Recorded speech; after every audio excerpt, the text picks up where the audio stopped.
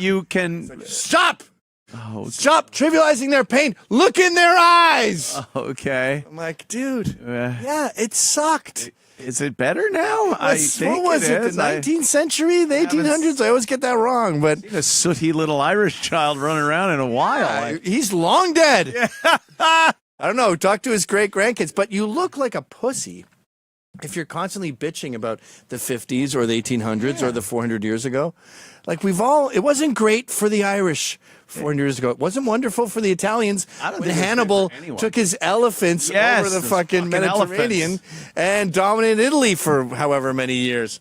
Sorry. For some reason, only African Americans can take the past and what they went through hundreds of years ago and roll that into somehow relevant to what they're owed today. There's the Bloods and the Crips. Because of Christopher Columbus. Right. Indigenous Peoples Day was... Black and Indigenous Monday. Is the new term. Black Indigenous. And the elephant in the room, of course, is culpability. And they're like, we need a reason why we're doing shitty. The reason why we're doing shitty is your fault. Sorry. You know this. In 2021, it's your fault. That should be a fucking presidential slogan. It's your fault. Your fault.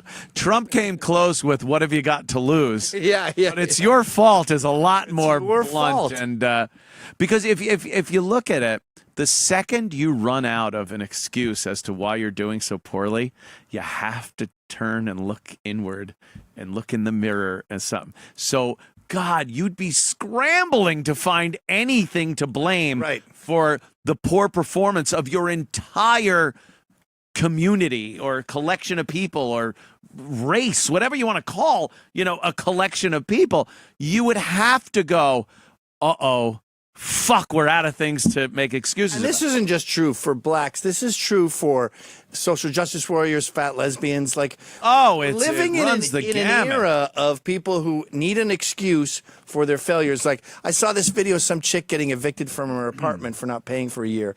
She's like, I tried to educate you. I tried to explain to you what I'm going through. And you can't just kick me out with 2 weeks' notice. And the landlord's like, yeah I can. Yeah, you're 4 months behind. This is signed the deal. A paper that said I can kick you out. You're out of here. She's bawling her eyes out hysterically.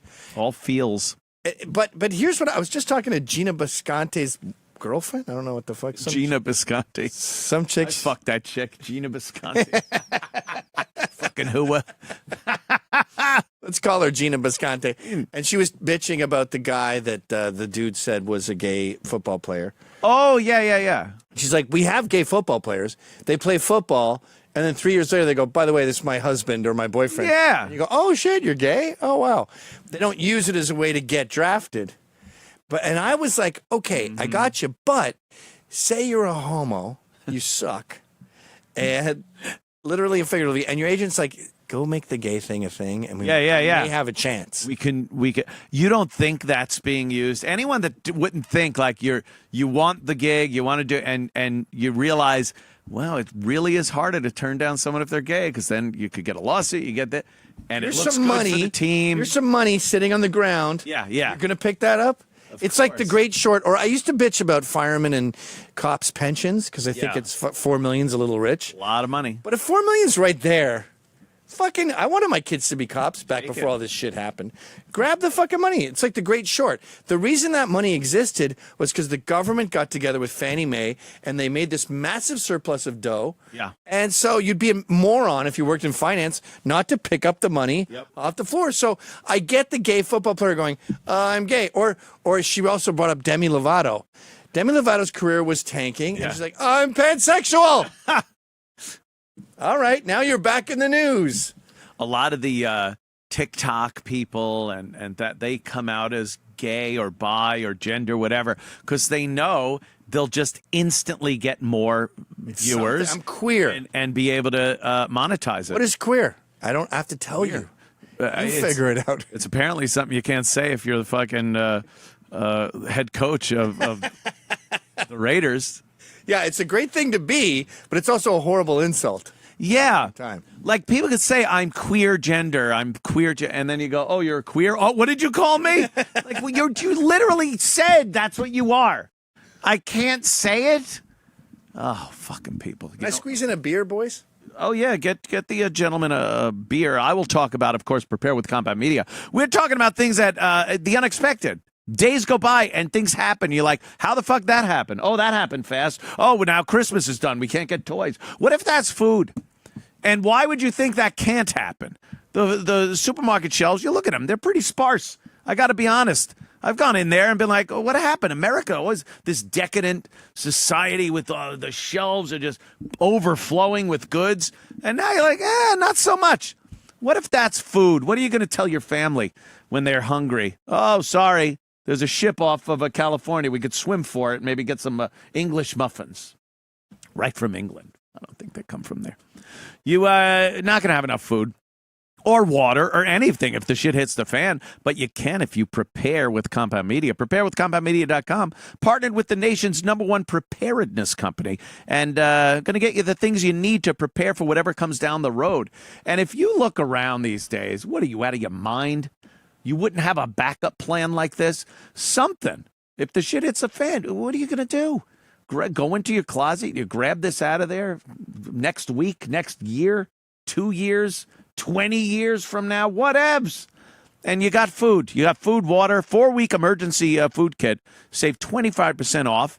And you get breakfast, lunch, dinner, drinks, snacks totaling over 2,000 calories a day. The food stays fresh for up to 25 years in proper storage. And I tell you, in 25 years, if you haven't used it, I'm going to buy it back from you. Wow. Just contact me personally, and I will buy it back in 25 years. You going to have that kind of money when you're 95? I don't know. Get my estate. I'll put something. I'll put an annuity away in my estate to pay for people's that. But I'm saying it, so it's got to be true. It stays fresh. Yeah, 25 years in proper storage. So you got it when you need it, and you might need it sooner than that. So don't wait. Go to preparewithcompoundmedia.com and claim your 4-week emergency food kit. Save 25% if you do it right now. Preparewithcompoundmedia.com. Thank you so much. Yeah. Just going in the crack, folks. Oh, come on. Ready? Clear one's throat and lift and believe, and it's going in. Oh. Fuck. Way too high. Earlier, my throat today, it went in and bounced out. Literally in there. And it bounced right the fuck out. I was so pissed. I haven't gotten one in quite some time. I'm in a hell of a bottle cap in the... How many have you got in your life? I think 4, 5. It used to, like, almost every day I'd go, blink, there it is, motherfucker. I'm the shit.